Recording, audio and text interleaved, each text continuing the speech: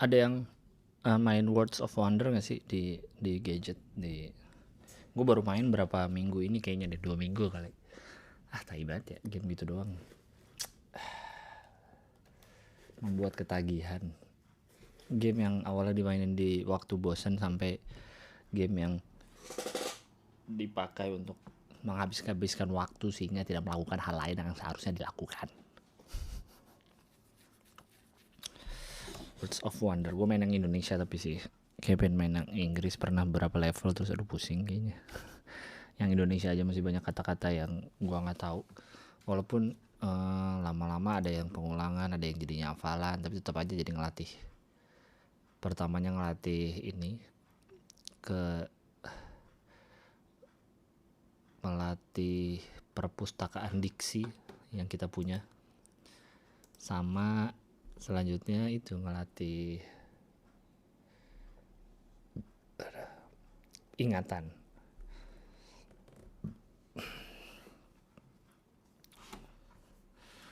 Jadi mengingatkan, pas gua kuliah tiap minggu ngisi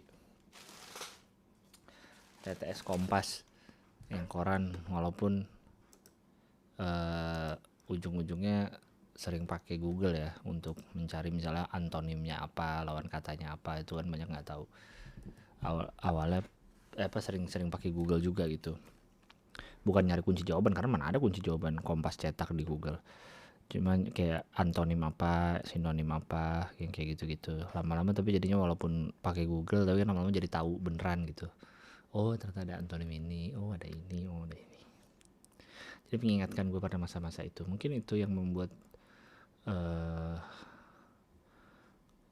gue jadi banyak tahu segala macam hal-hal yang kagak penting yang gak pernah kepake juga setelah itu. Mungkin dari TTS kayaknya deh, karena gue sering isi TTS dulu selama ngekos 5 tahun lah di kosan yang lama tuh di sebelah kampus. Setiap minggu korannya nggak ada yang make, ya udah gue isi TTS terus, isi TTS-nya gue isi terus di koran. Hehehe.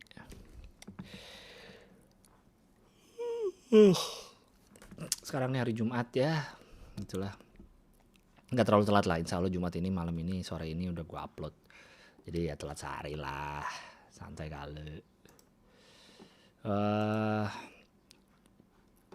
Kayaknya udah, kalau gue yang baca-baca ya, gue nggak tahu kenyataannya gimana ya, kayaknya kalau di Jakarta kasus COVID-nya sudah mulai menurun. Gue baca ada yang ICU-nya udah sepi, udah yang kasus COVID udah dikit lah ICU-nya. Cuma katanya yang di daerah lain selain Jakarta malah yang lagi banyak ya, lagi cukup tinggi kayak gitu. Ya semoga cepat beres lah. Lo udah mulai bosen kan? Udah lama ya mulai bosennya. Apalagi terutama yang ini sih, kayak kemarin waktu awal PPKM pertama itu kan mall nggak boleh buka, yang pasti retail udah nggak buka, yang buka F&B doang. F&B pun yang di dalam mall seberapa banyak sih yang mesen dari online dibanding yang orang datang gitu. Gue sempet ke mall minggu lalu ya. Iya minggu ini apa minggu lalu ya, lupa gue. Pokoknya yang setelah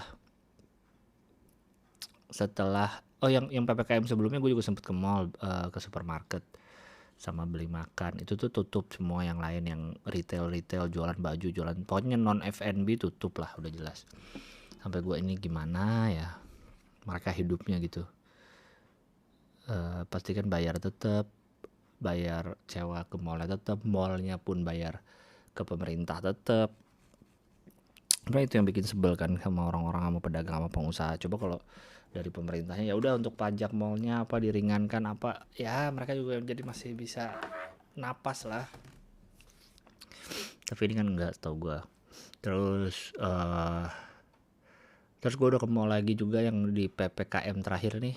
PPKM yang udah mall udah boleh buka, tapi dine in belum boleh setahu gue. Apa sih Pak? Aduh pusing ya, kebanyakan level. Kalau nggak salah mallnya boleh buka, yang toko-toko pada buka, tapi F&B tetap take away. Kalaupun dine in yang di tempat outdoor aja, yang punya tempat outdoor, terus harus nunjukin udah vaksin. Ya kayak gitu. Gue udah sempet ke mall juga, itu udah pada buka tuh. Semua toko-toko F&B udah pada buka. Kok F&B, retail gitu udah pada buka.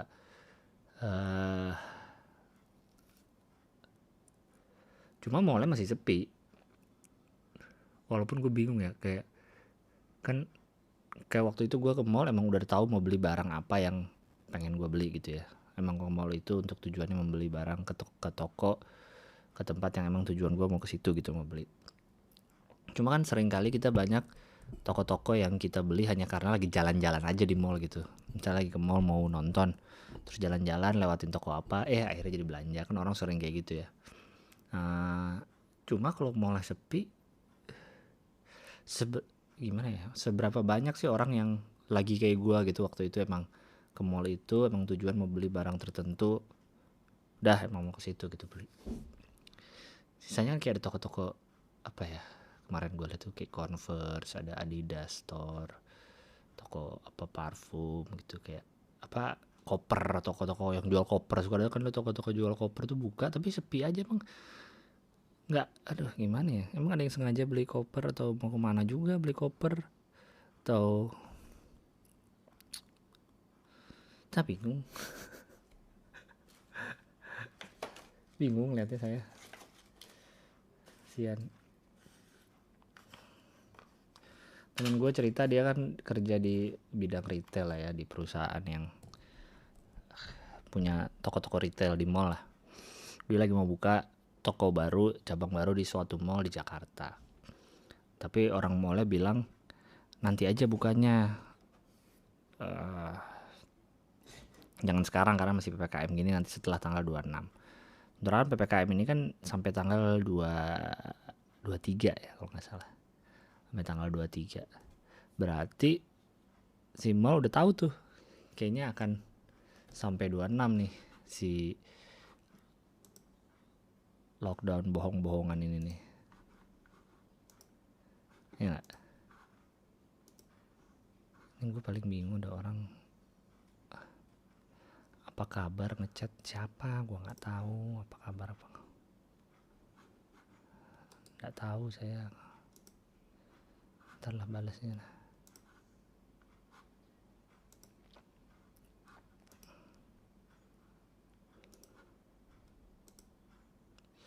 Nanya apa kabar doang lagi, aduh paling males gue, basa-basi busuk.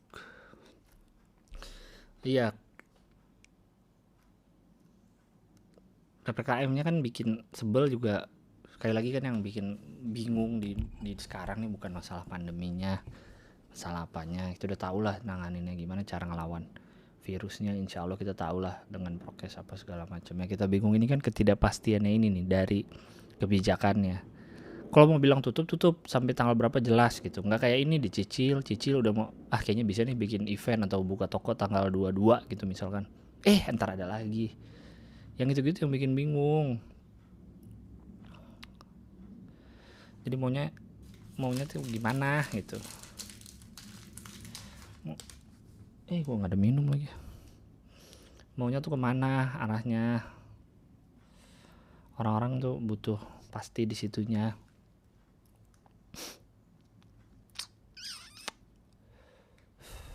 Syukur kalau misalnya udah turun angkanya. Semoga angka beneran ya turunnya. Gue bukan yang mau suuzon nih, cuma data-data yang dikeluarin ke publik aja. Tapi semoga beneran turun. Semoga beneran nggak kayak kemarin tuh, kalau nggak salah dalam 3 bulan terakhir tuh kita kasus kematiannya sama dengan setahun sebelumnya. Kalau nggak salah ya, saya baca data. Itu serem banget ya dengarnya ya, segitu gawatnya gitu kasus di Indonesia kemarin-kemarin. Kayaknya sedih banget itu ya.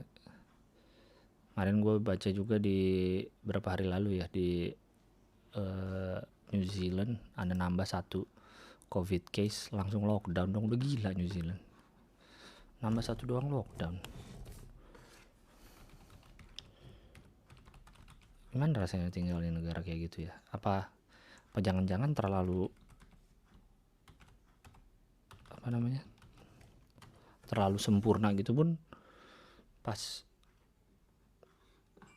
kita lakuin nggak seru juga ternyata kali ya. Handphone gue jauh lagi mau login nih, ntar.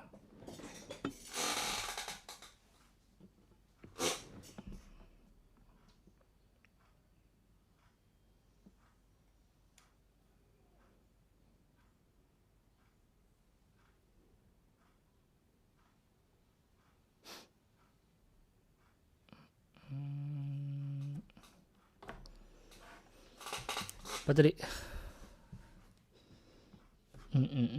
Gue ngomong apa tadi ya? Jangan apa ya?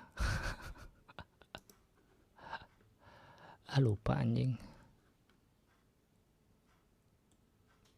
Oh itu ya, jangan-jangan tinggal kayak gitu nggak segitunya kali ya.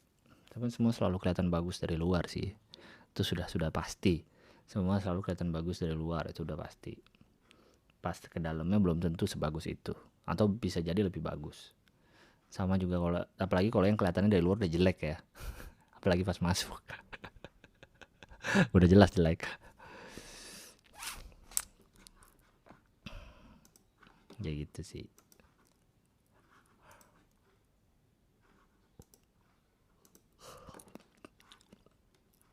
Asli gue semoga gue doain beneran nih secara tulus, semoga pada sehat-sehat lah, pada aman lah, pada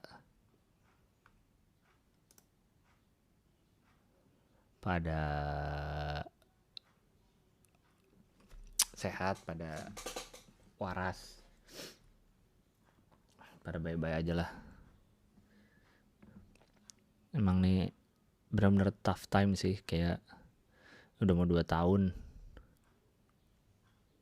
menuju ke 2 tahun ini masih gini-gini aja gitu.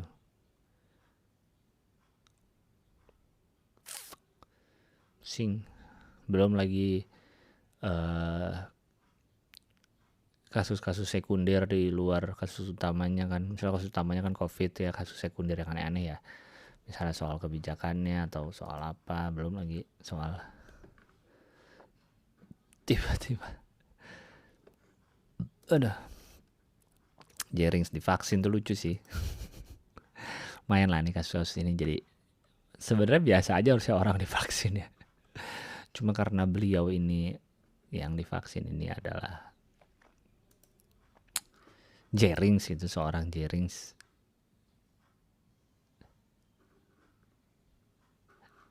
Jadinya kok lucu gitu, akhirnya beliau divaksin.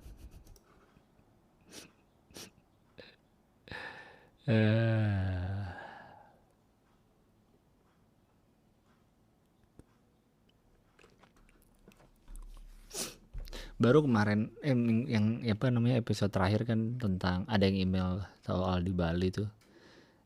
Soalnya gue juga bahas soal Jering sedikit. Ada berita abis itu dia divaksin. Nah tapi semoga ini menjadi ini juga ya untuk para pengikut Jerings militan yang selama ini juga nggak percaya sama apa segala macam vaksinnya, penyakitnya dan lain-lain. Ya siapa tahu dengan Bapak Jerings divaksin jadi pada pengen juga divaksin. Ya kan? Keren loh dia. Ada vaksin walaupun dia tetap bilang dia nggak di endorse. Tapi ya iyalah bang, masa di endorse vaksin? Udah COVID-nya masa di endorse, vaksinnya di endorse. Lucu orang-orang tuh.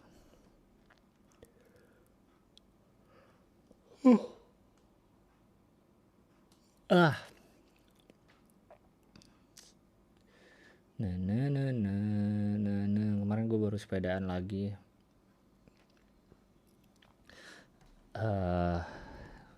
Jauh banget aja, ngambil 100 kilo gue sehari. Sekali sepedaan yang pertama 84 ya, 84 kilo ke PIK. Anjing.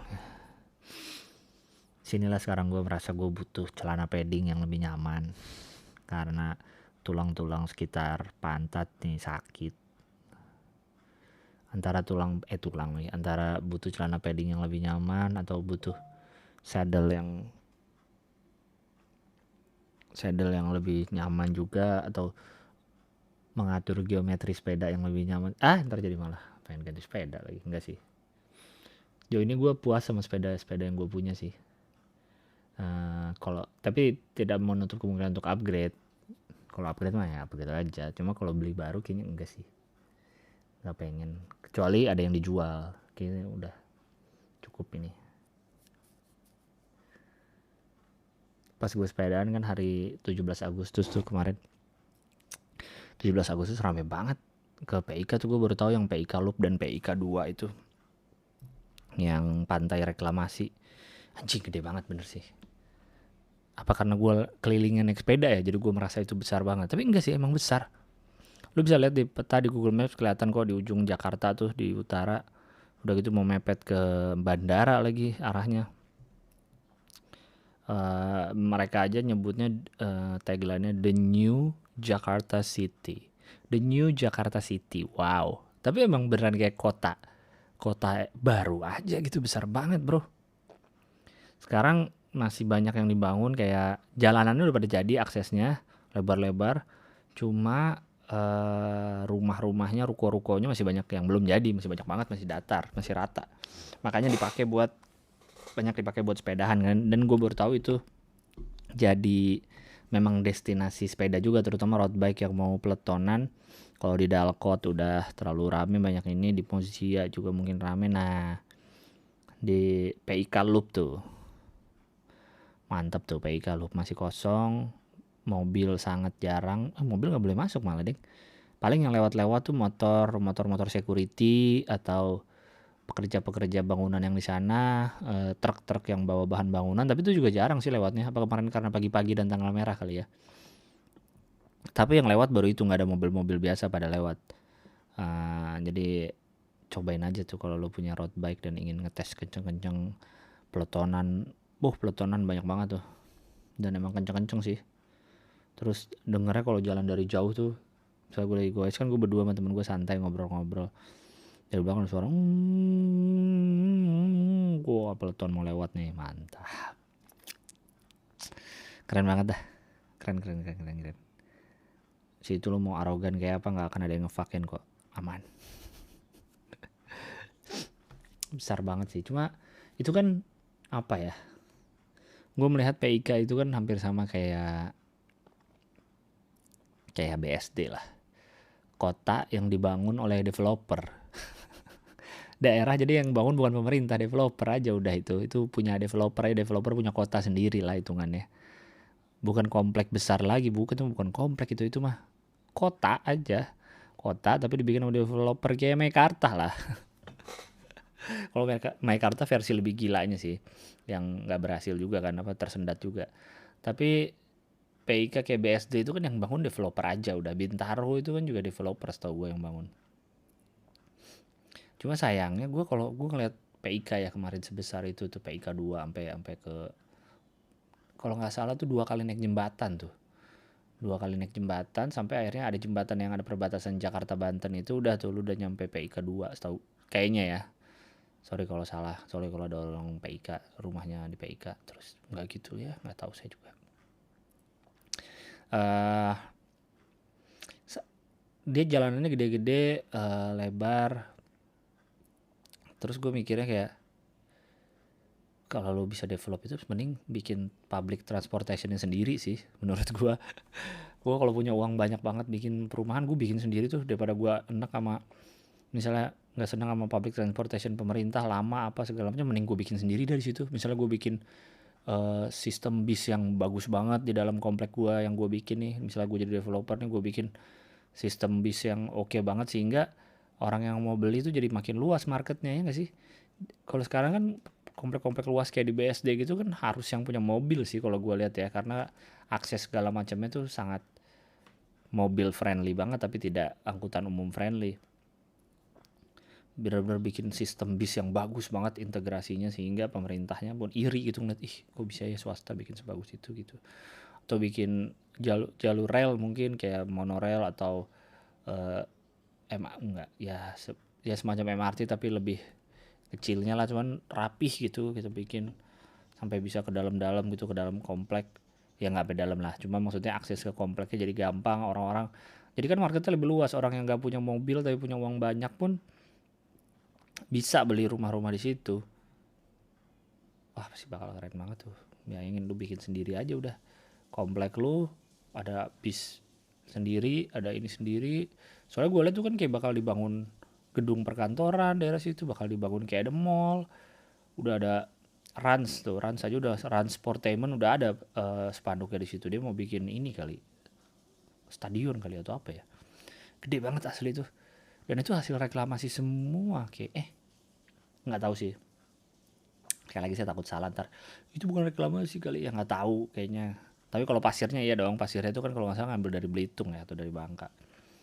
Itu gede banget. Kalau gue jadi developer, gue bikin sendiri deh tuh sistem transportasinya.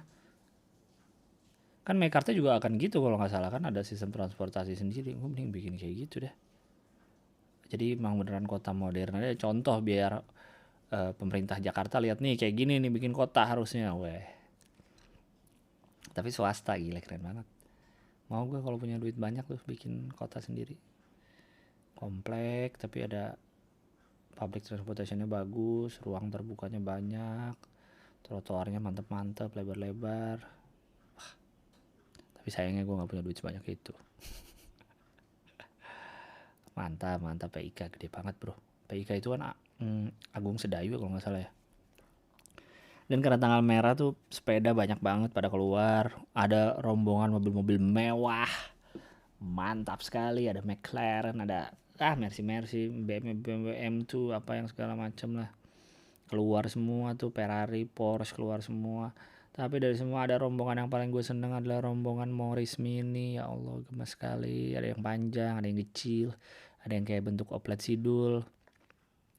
Morris Minor ya kalau nggak salah namanya. Ada banyak lah. Masih mobil impian tuh. Mantap sekali. Baca ini.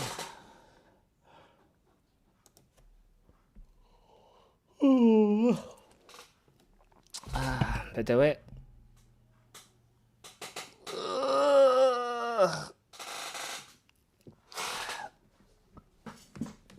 di G-Confess gue nggak ada ya. G-Confess ini kan tetap jadi kalau nggak salah, tetap ya, walaupun kayaknya menurut gue agak dipaksain sih, pengen banget tetap ada G-Confess walaupun kondisi gini kayak gini tetap ada.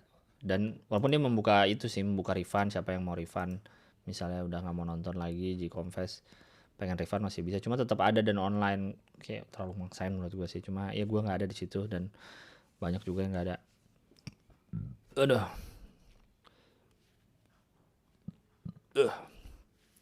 Nggak deal soalnya.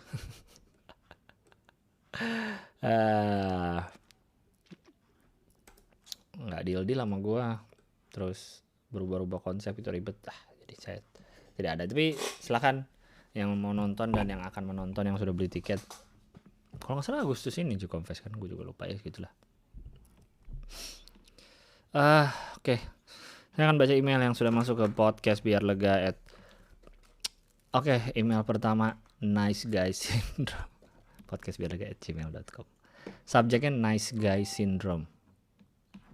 Suara apa itu? Handphone gue ya. Hai Bang Gilbas, mau curhat aja. Sekarang aku lagi ngerasa cukup down banget dengan keadaan. Aku lulus kuliah tahun lalu sebelum banget COVID boom di Indonesia, bulan Februari 2020, dan waktu itu nggak bisa cari kerja juga. Dan agak nggak berani juga karena pengen kerja di luar kota. Selama nunggu itu akhirnya aku memutuskan untuk bantuin mama. Kebetulan mama punya usaha. BTW mama sekarang single parent. Nah selama bantuin mama awalnya masih biasa aja, tapi masih punya keinginan buat kerja keluar kota, nyobain ngelamar kerja ke beberapa tempat tapi belum dapat panggilan.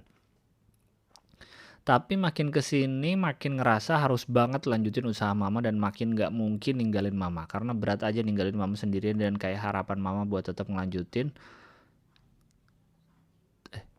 Dan kayak harapan mama buat tetap ngelanjutin terus orang-orang yang datang ke toko atau orang-orang sekitar selalu ngomong buat aku lanjutin usaha mama. Oh, bukan yang gak mau lanjutin usaha, cuma kadang kan pengen nyoba hal baru, pengalaman baru aja. Terlebih di COVID era ini, circle pertemanan yang semakin kecil, nggak bisa ketemu siapa dan harus standby aja di toko dan jam yang lumayan tidak menentu.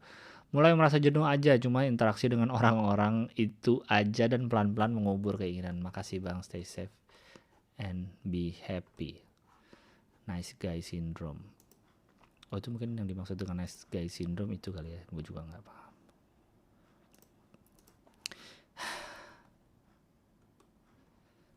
Mungkin ini gue mau ngasih sotoy aja ya, mungkin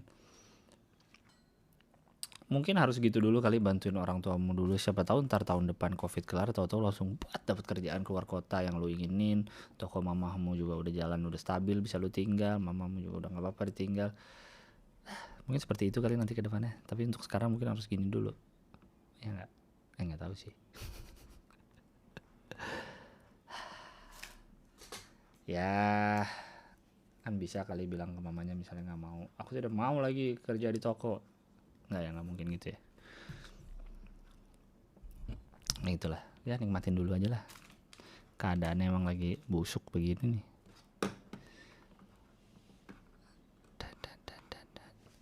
Bentar.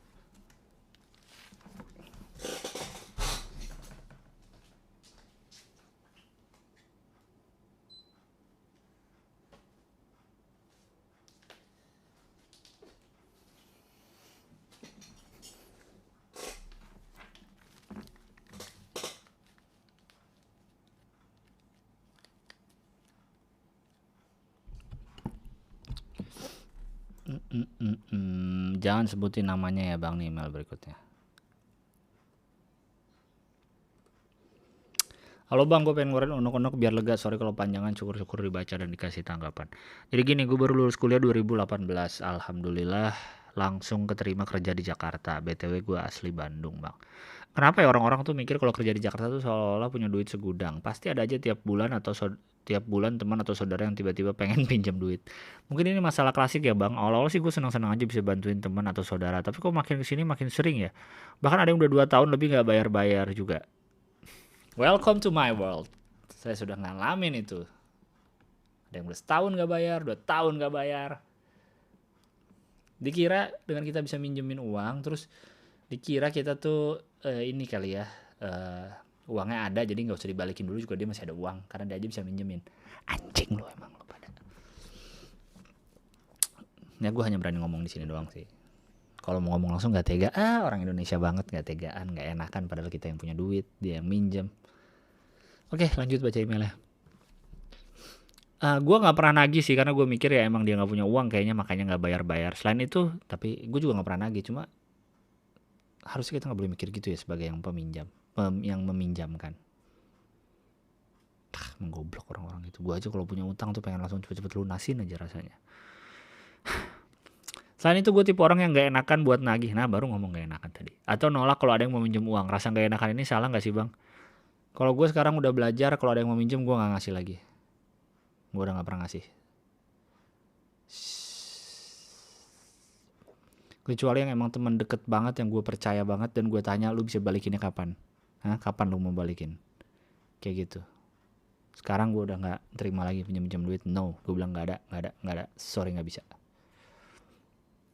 Bukan mau jahat, tapi kalau lu nggak balikin juga lu yang jahat sama gue kan, lu nggak peduli juga gue butuh duit apa enggak. Oke lanjut. Sebenarnya dipinjemin uang sama saudara sih nggak apa-apa selama itu emang kebutuhan mepet buat hidup sehari-hari. Buat gue juga tahu mereka kena dampak corona juga, gue seneng-seneng aja kalau ini. Tapi yang bikin kesel tuh kadang minjemnya buat menuhin kebutuhan gaya hidup. Biasanya minjemnya lewat perantara orang tuanya, jadi gue nggak tega kalau nggak ngasih. Ternyata bukan kebutuhan yang mepet. Malah kadang mereka misal ada uang buat hidup sehari-hari, tetep aja penasaran pengen pinjem. Penasaran ya, pengen ngerasain uang Jakarta kali. Tiap gue bilang, kan eta geus boga duit, jang naon deui. Tapi ya bilangnya buat cadangan aja. Jadi kayak yang penasaran gitu, kalau nggak minjem uang ke gue tuh kadang-kadang. Jadi kayak yang penasaran gitu kalau nggak minjem uang ke gue tuh. Kadang pada bilang, kan masih muda dan belum kawin, duit juga buat apa, belum banyak kebutuhan. Kan horeamnya Bang. Gua tahan dan tabung-tabung buat beli sesuatu, ini orang gampangin aja. Syukur-syukur kalau duit gua udah beneran segudang. Sekali lagi tadi kan dia bilang, emang kelihatan dari luar lebih enak. Kayak orang lihat orang luar kerja di Jakarta tuh, wah duitnya pasti banyak kerja di Jakarta, atau ngeliat orang kerja di dunia entertainment, wah pasti uangnya banyak masuk TV. Nggak tahu TV ngasih cuma 2 juta, bayar sebulan lagi.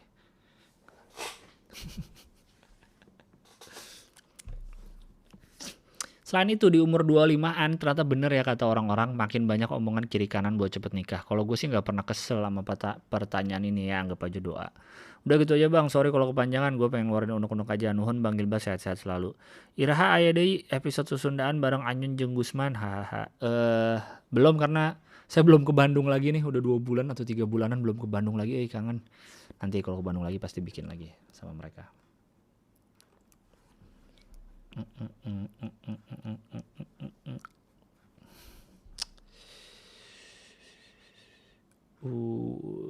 Ya itulah orang-orang emang selalu pengennya pas kita senang, pas lu lagi susah juga mereka nggak akan bantuin kok. Sekarang up to you lah, lu mau ngikutin kata Nurani. Emang sih kasihan kalau orang nggak punya duit, dan kalau kita nggak punya duit juga pun tahu rasanya nggak enak. Sebenarnya gua pun minjemin duit tuh bukan karena gua sok baik atau sok kaya atau apa, karena gue mikir gue tahu rasanya nggak punya duit tuh nggak enak gitu. Nggak punya duit ketika lu butuh nih ya, ketika butuh, tapi ya kalau emang buat beli gaya hidup mah itu emang goblok aja, emang bangsat. Tapi kalau emang saat butuh dan lu nggak punya duit, itu tuh rasanya nggak enak. Gue tahu rasanya, makanya gue berusaha kalau ada tuh ya udah minjemin, karena gue tahu rasanya nggak enak kalau nggak punya duit. Tapi sekarang udah nggak deh, ternyata nggak pada bersyukur orang-orang, kayak tai. Mending duitnya gue beliin sapi kemarin waktu kurban, pengen kurban sapi. Betul gue, karena kemarin gue tuh selalu udah berapa tahun tuh selalu skip kapan ada Idul Adha gitu. Kapan selalu skip kalau Lebaran kan kita tahu karena sebelumnya puasa, apa tahu lah hype-nya lebih besar, lebih festif gitu kalau Lebaran. Kalau Idul Adha ini bukan kita ya, gue pribadi tuh merasa kayak pas lihat kalender, loh kok udah 2 minggu lagi Idul Adha, loh kok udah seminggu lagi gitu loh. Tau-tau jadi kan gak ada uang yang, tidak selalu ada uang yang siap gue keluarin langsung gede misalkan untuk beli sapi gitu. Karena gue pengennya beli sapi, karena gue merasa setahun hidup bisa beli macam-macam, masa beli sapi aja gak bisa gitu. Nah terus tahun yang kemarin tuh gue jadi nggak bisa beli sapi karena nggak ada lagi, pas lagi nggak megang duit pas kemarin, pas tahu-tahu udah Idul Adha. Makanya sekarang gue udah nabung dari sekarang nih, dari kemarin gue udah nabung nyicil dikit-dikit agar di tahun depan bisa beli sapi. Seandainya orang-orang itu pada bayar utang, gue bisa beli sapi. Udah. Gue kalau ngeliat, gue pernah bahas juga di sini ya, kalau ngeliat ada berita orang nabung 1.000 selama itu bisa beli sapi, kok gue masa nggak bisa. Oke lanjut, curcol. Halo bang, selamat malam, semoga sehat selalu. Aku baru mulai dengerin podcast Biar Lega sebulan lalu. Menurutku seru aja dengerin Bang Gilang ngomong sendirian, bahkan kadang lucu aja. Apalagi episode singkatan. Apalagi episode singkatan bagian ngomongin SBMPTN, itu aku ngakak parah, nggak tahu sampai ngulang-ngulang berapa kali saking lucunya. Emang gue bahas apa ya? Gue tuh suka lupa tau isi podcast gue udah nggak pernah, karena abis selesai take ini kan langsung gue upload, gue bahkan nggak dengerin ulang, nggak ada yang diedit, jadi gue nggak inget lagi apa yang gue omongin. Apalagi yang udah episode lalu, yang sekarang aja yang barusan aja suka lupa aja pas ini. Misalnya gue selesai take nih, terus gue mau ngupload kan, terus gue mau ngasih judul, apa judulnya ya, tadi bahas apa ya, gitu, suka lupa gue. Udahlah. Oke lanjut. Aku mahasiswi tingkat akhir salah satu kampus di Jogja. Aku mau curhat nih bang, sekarang ini aku lagi proses skripsi, tapi aku lagi bingung banget mau diapain penelitianku ini. Karena sudah sejak berapa bulan skripsiku teranggurkan. Jadi kemarin aku sempat kehilangan semangat buat jalanin hidup karena patah hati bang. Gara-gara patah hati sampai gak ada energi buat ngerjain apapun. Normal gak sih bang? Kamu cewek apa cowok sih? Kayaknya cewek sih. Girl, saya ceritakan pengalaman hidup abang. Gue masuk kuliah 2007, berarti kan skripsi 2011. Gue 2007 tuh punya pacar. Pokoknya selama kuliah gue 4 tahun kuliah tuh punya pacar, dan pacar itu aja karena pacaran dari awal kuliah. putusnya di tahun keempat. Skripsi itu kan tahun berapa ya? Oh skripsi itu, kan 2011 berarti skripsi awal tahun. Kalau nggak salah awal tahun 2011. Apa pas skripsi ya? Gue lupa dah. Berarti kan kalau normal 4 tahun itu wisudanya gue Juli 2011. Ya, si pacar gue dulu itu dia wisuda Juli 2011. Pokoknya gue putus sebelum wisuda. Apa sebelum dia sidang ya? Nah itulah pokoknya. Sama, mirip sama Anda. Habis itu jadi aduh ngerjain skripsi jadi males apa jadi nggak ada. Tapi malah gue akhirnya menemukan stand up waktu itu Oktobernya 2011. Walaupun ya gue merasa waktu itu setelah pikir-pikir yang bikin gue malas ngerjain skripsi atau malas lanjutin adalah yang pernah gue ceritakan juga di sini, yaitu gue nggak tahu lulus mau jadi apa. Gue merasa anjing kalau gue lulus gue ngapain ya, overthinker lah, biasalah manusia. Padahal kalau sekali lagi hidup dijalanin bukan dipikirin. Jadi kalau kebanyakan mikirin ya udah lo nggak akan kemana-mana, jalanin aja dulu. Saat itu salah gue adalah gue terlalu takut terhadap dunia. Gue terlalu takut lulus nih mau jadi apa ya. Tapi salah satunya gue menjadikan alasan karena lagi patah hati waktu itu. Dan setelah itu gue itu kan putus sebelum wisuda ya. Jadi pas gue datang wisuda dia sudah bukan menjadi pacar lagi. Setelah itu gue ada 2 kali lagi pacaran. Dua-duanya putus sebelum wisuda. Ada apa? Kayaknya gue bawa sial kali ke mereka ini ya, ke cewek-cewek yang mau wisuda ini ya.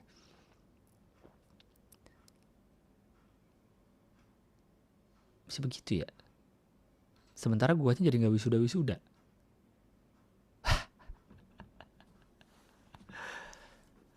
Lucu emang hidup. Kalau dipikir ke belakang, anjing bener juga ya, semua putus sebelum wisuda.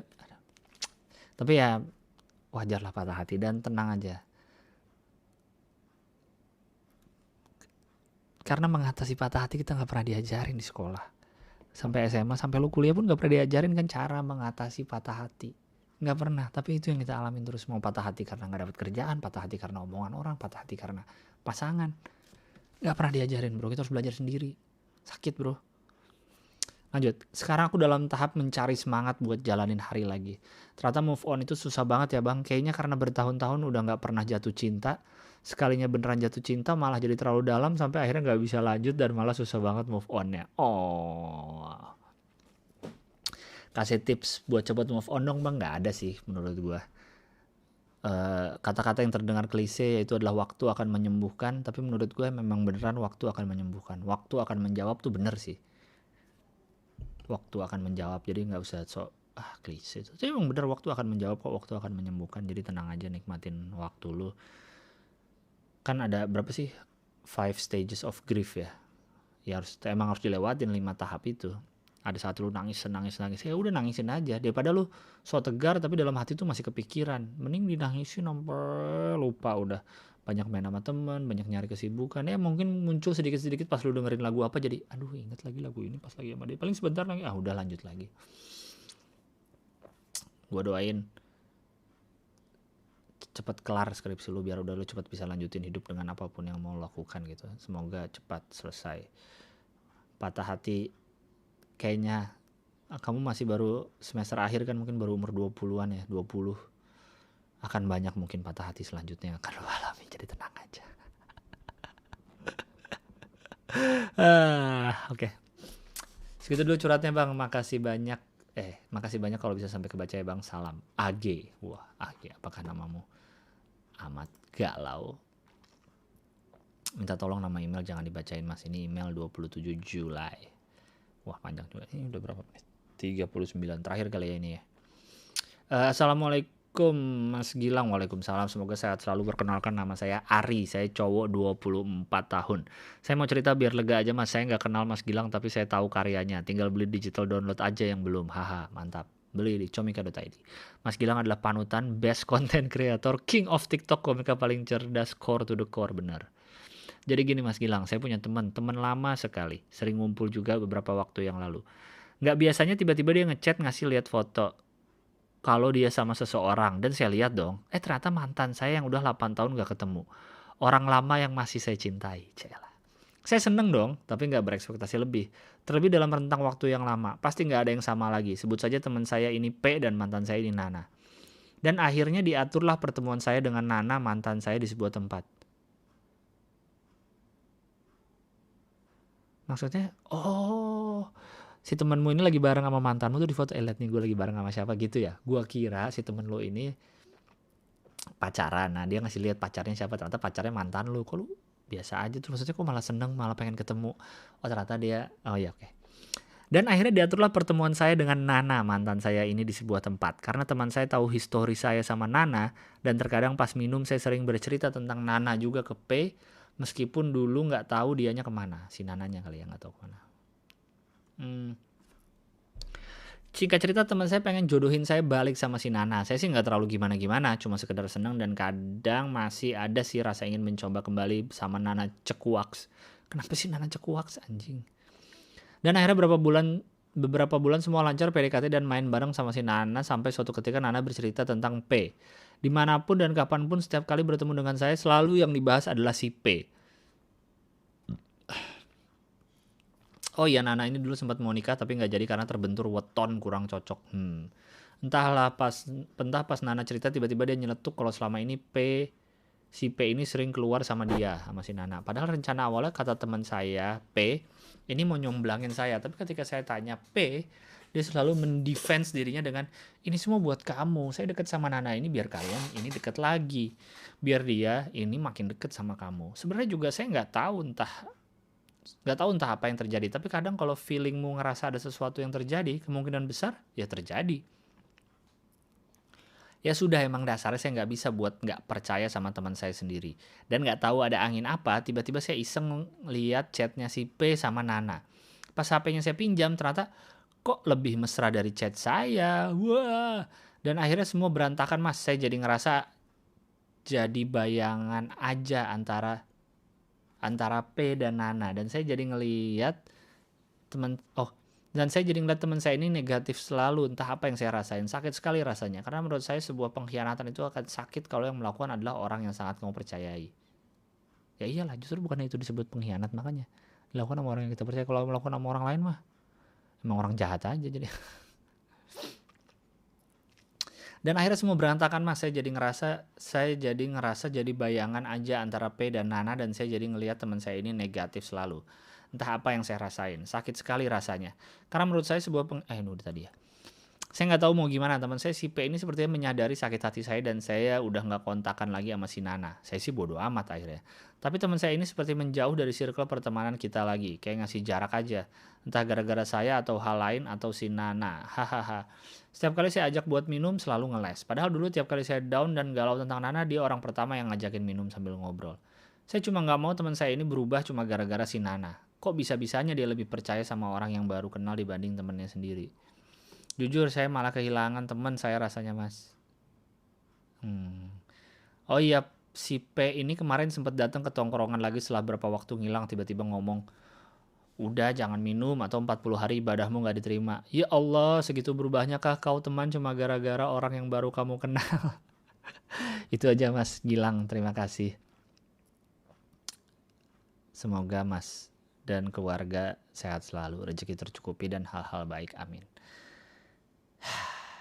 Begitulah kalau kata orang, batur bisa jadi dulur, dulur bisa jadi batur, orang lain bisa jadi saudara, saudara bisa jadi orang lain. Emang paling tai sih kalau sampai lu kehilangan teman atau kehilangan sahabat deket banget hanya karena cewek, atau hanya karena rebutan cowok atau karena rebutan cewek lah, rebutan pasangan aja intinya. Gua alhamdulillah belum pernah ngerasain sih kayak gitu, sampai musuhan sama teman karena pernah jadian sama cewek yang sama atau pernah deketin cewek yang sama. Nggak pernah sih, alhamdulillah nggak pernah. Nggak perlu ada drama-drama gitu lah di hidup, alhamdulillah nggak pernah ngalamin. Cuma saya tahu banyak orang yang ngalamin, dan itu gue kebayang sih rasanya, anjing, pertemanan bertahun-tahun hanya dalam tanda petik rusak karena satu orang ini gitu, karena urusan hati. Cuma gue yakin ya, bertahun-tahun ke depan nanti lu ngeliat ini ke belakang sama si P itu kayak goblok sih, ini umur 24 ya, lu masih muda. Ntar misalnya berapa tahun lagi lu ketemu P lagi, misalnya P juga udah gak deketin si Nana, Nana juga udah hilang dari kehidupan kalian, atau ngobrol lagi terus kayak, ingat gak dulu kita pernah gini-gini sama Nana? Tai banget ya, ngapain ya gue gini-gini. Ini kalau ujungnya gak ada yang nikah sama Nana ya, kalau ternyata ada yang nikah ya jadi beda lagi ceritanya. Cuma semua akan jadi lucu pada waktunya, tergantung ya, sekali lagi waktu yang akan menjawab. Kalau di komedi tuh, tragedi plus time equals komedi. Jadi yang dulu tragedi nih kalau udah tambah waktu itu akan jadi komedi dan akan sangat lucu, pasti lo bisa ngetawain dengan sangat senang. Dah, email terakhir berarti itu tanggal 27 Juli. Terima kasih banyak yang sudah menonton. Sehat-sehat selalu, jaga kesehatan selalu, semoga selalu aman semuanya dari segi manapun dalam hidupmu di masa-masa kayak gini, selalu aman. Sehat-sehat lah. Dunia udah busuk, jangan menambah menjadi orang busuk. Salah satunya, biarin aja yang busuk, yang lain kita tetap menjadi orang yang ya paling nggak least busuk lah dibanding yang lain. Kan gak mungkin jadi orang baik sempurna, enggak dong. Paling nggak tidak sebusuk yang lain. Ini lo kalau mau dapat motivasi, kalau dari motivator mah utopis. Dah. Masuk di upload, oke? Sampai jumpa di episode berikutnya. Makasih udah dengerin, bye-bye.